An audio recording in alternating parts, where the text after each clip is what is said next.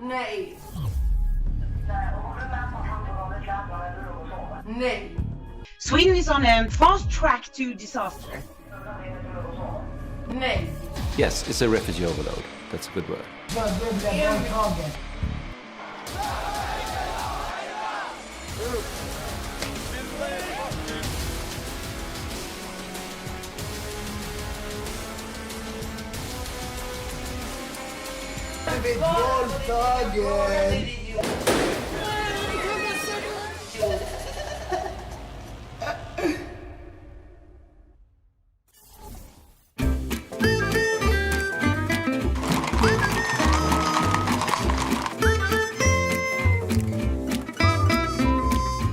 Sweden is traditionally known as the land of ice hockey, herring, meatballs, and Vikings. In modern times, Swedes pride themselves on their egalitarian humanism, welcome disaffected populations into their country, and provide generous social benefits to their citizens. But what really is the situation in Sweden? What happens when the world's largest welfare state meets a flood of migrants from a foreign culture? Is this an invasion? Why is Sweden today called the rape capital of the world? Sweden is one of the world's least populated countries. 3 decades ago, its birth rate began to fall. Less children means less workers supporting more and more retirees and non-workers living off the giant welfare state they created. What to do? Cash-strapped Sweden threw open its doors to the world. By 2013, 1 out of every 6 people living in Sweden had been born in a foreign country. In 2015, this number exploded as Swedes embraced the mass Middle Eastern migration efforts pushed by Angela Merkel and the EU. From 2015 to 2016, as many as 250,000 Middle Eastern migrants landed in Sweden, according to the Swedish government. Most arrived here in Malmö. At one point, Malmö was taking in more Middle Easterners daily than Ellis Island in its heyday. In all, Sweden took in more Middle Eastern migrants per capita than any other country in the world. In the 2015 migrant crisis, over 1 million migrants overburdened processing centers in border countries, and thousands were simply allowed into the EU without any real vetting whatsoever. 70% of migrants to Sweden were men.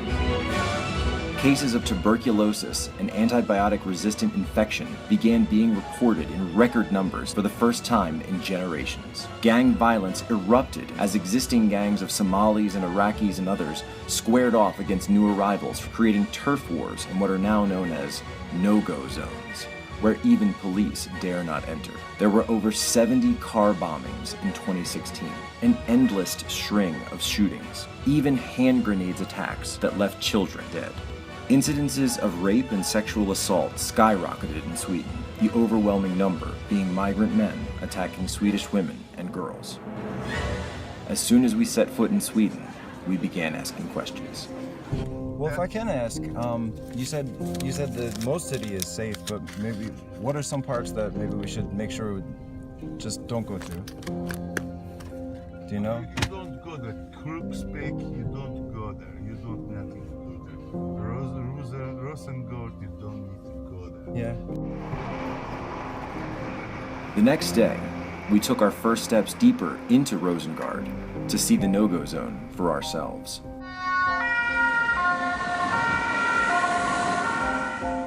Just 1 day before we arrived in country, we learned that a 16-year-old boy was shot and killed at a bus stop in the Rosengård no-go zone.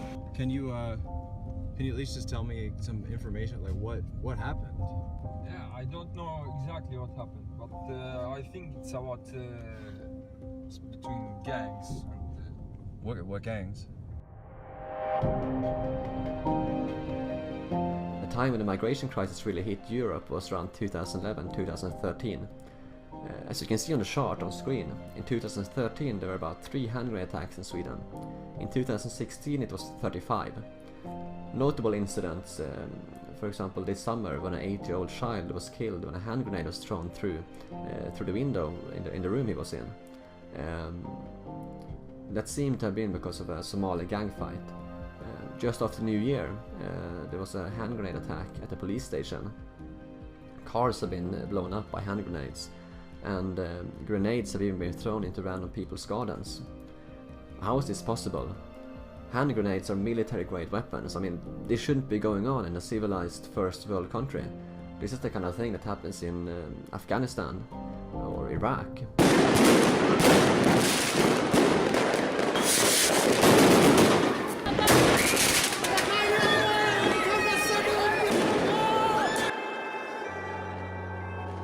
Swedish citizen journalist Josh D. actually stood in the square on New Year's Eve and filmed the attacks with his GoPro. We wanted to find out what drove him to travel there that night, camera in hand, and how the country and the media responded to his footage. The New Year's Eve in Möllevången, where we are, tends to be chaotic, almost dangerous if you're in the wrong place. Some individuals seem to think it's fun to shoot horizontally instead of vertically. So what was the police response? I think mainly what they were aiming to do was to be present, making sure that people don't shoot horizontally. I mean, But they did. they did. The police, I would say, gave up. They came out in the newspapers and said that they felt targeted and they felt scared to get out of the cars. So the police stayed in their cars. Yeah.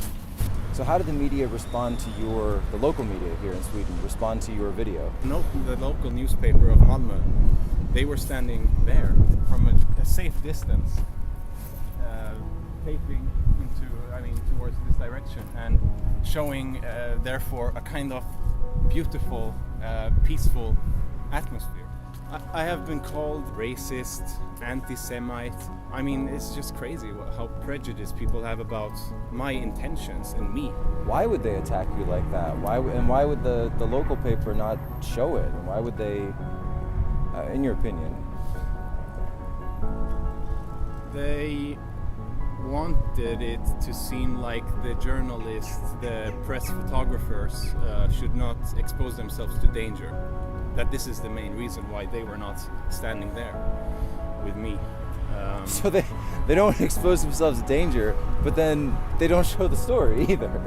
No, not that part of the story. They cut out the, main part almost. Yeah, for all those people, that was the main part. Yeah, I would imagine if someone's shooting fireworks at me, that's going to be an important part of the night.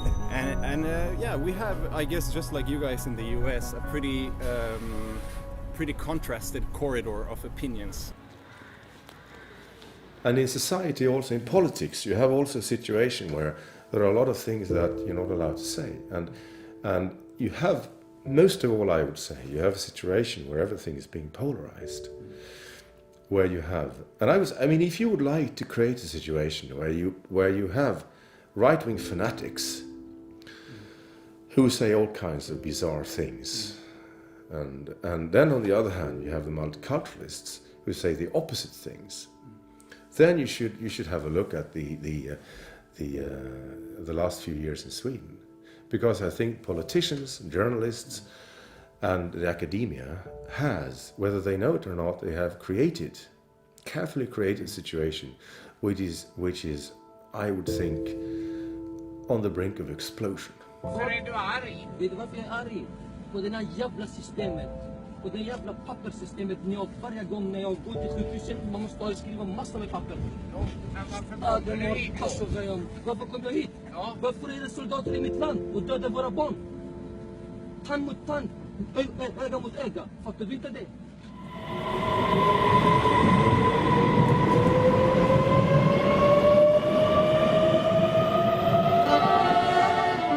After hearing about the Swedish government's lack of will to enforce the law in these areas, and the way their state-connected media covered up facts about the cases, we heard about Roberta. Roberta is a Brazilian citizen who had a son with a Danish government official who lives in Sweden. After her divorce and attempt to return home to Brazil with her son, she was sentenced to 2 years in Swedish prison. This is her story. So why can't you talk about the government here? I don't feel that I can talk about the Swedish government, what they did to us. Why? Because be consequence. They don't take very well critics. They will be, I don't feel comfortable. So you feel that if you criticize them, that they'll come out against you? Yes, like they did in the custody case. When I write a letter to the Brazilian president just describing what happened to us, they said that I was talking bad about Sweden, and so it was not good. And that's why it was one of the reasons that I could not have Lucas custody, because it was not the best for him that I talk bad about Sweden. They took my words as talking bad about Sweden, telling the truth. So I cannot tell the truth. I cannot say that they gave guarantees, that I was not going to be arrested and they arrested me, that they were not going to separate my son from me, and they did, and also that they put me in a cell, they interrogate me 3 in the morning. All this is wrong. For them it's wrong to tell the truth. Is there freedom of speech in Sweden? They say yes, but how do you call this? I don't call freedom. Why would Sweden overlook violent crimes and assaults by migrants, but target young mothers like Roberta? So there are certain things you can't say, even though they're true, and there are other things you're free to say, even though they are not true.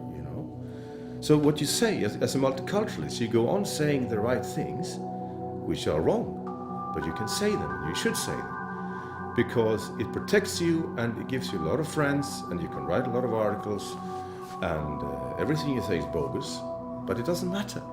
So social reality no longer matters. I was lecturing on John Stuart Mill, and then in the middle of the classroom was this Swedish Muslim convert, all dressed in black, with a white powdered face, and well, that was it. I didn't say anything out of the ordinary. In fact, I was citing John Stuart Mill a few times, and this was like a court proceeding, and I was accused, I felt, for having lectured on John Stuart Mill, and I also told them, why am I here? After 8 months, and I think I must have sent about 100 emails, maybe 150 emails, I don't know.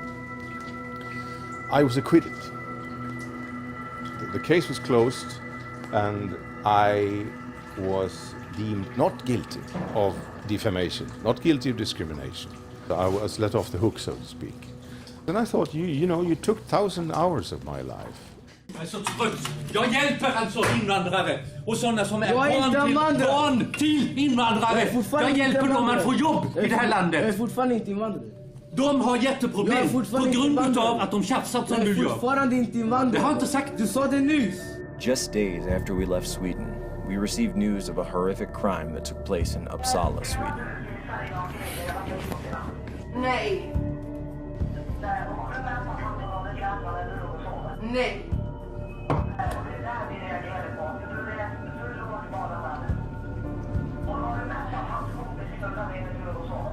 Nej. Så du blev våldtagen? Emil, där fick vi fram svaret. Emil, du vet... Nej, där fick vi fram svaret. Du har blivit våldtagen. For 3 hours, a group of migrants live-streamed on Facebook the rape of a young Swedish girl. The attack only stopped when police entered, alerted by Facebook users who had been commenting on the video. The rapists were later identified as 2 men from Afghanistan, aged 20 and 18. In the footage, one can be seen holding a revolver handgun. Lawyers for the 2 Afghans say there is not enough strong evidence to make the case and are looking for charges to be dropped. This is a sad reminder of the situation Sweden faces as a country of 400 rape incidences in 1975 is now topping 6,500 yearly. Statistics show 77% of rapes committed in Sweden are committed by just 2% of the population, Middle Eastern males. Only time will tell if Sweden will be able to alter this fate, or if this once great country has been forever changed. Jack Posobiec, reporting for Cernovich Media.